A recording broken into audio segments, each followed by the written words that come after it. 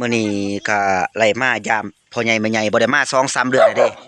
บ่ได้มา2-3เดือนน่ะโอ้เนาะโอ้โอ้โอ้ตกใจเลยย่างเข้ามานี่บ่ได้เนาะเอาไปให้มันกินอยู่นอกพุ่นติโอ้เนาะอาหารป๊าดิโถกินแบบแซ่บๆเด้อบ่นี่โอ้เนาะแม่ใหญ่เนาะอยู่ดีมีแห้งอยู่บ่อยู่ดีมีแห้งอยู่บ่โอ้เขาย้อนพ่อใหญ่คือว่าลุงเป็นลุงเนาะ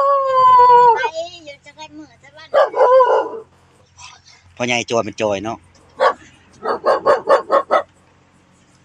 วันนี้ก็ได้มายามแม่ใหญ่พ่อใหญ่เพิ่นก็เลยมีโอกาสได้เอาเงิน10,000ให้เพิ่นพี่น้องแล้วก็ให้เพิ่นพอได้ซื้อกินเนาะประมาณ 3-4 เดือนได้บ่ได้มายามเพิ่นเนาะ 3-4 เดือนน่ะเอาแม่ใหญ่ซื้อยากินลูกก็บ่มีเงินหลายปานใดเพราะว่าลูกก็เป็นคนที่ว่าคือกันนั่นแหละมื้อนี้ก็มาให้ให้สุกซื้อได้ขายมาเด้อมื้อนี้สุกบ่ได้ขายครีมหล่นน่ะเด้บ่ได้ขายครีมหล่นน่ะแม่น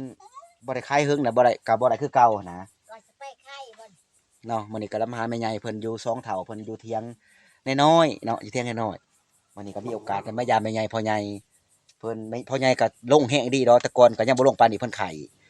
3-4 มื้อ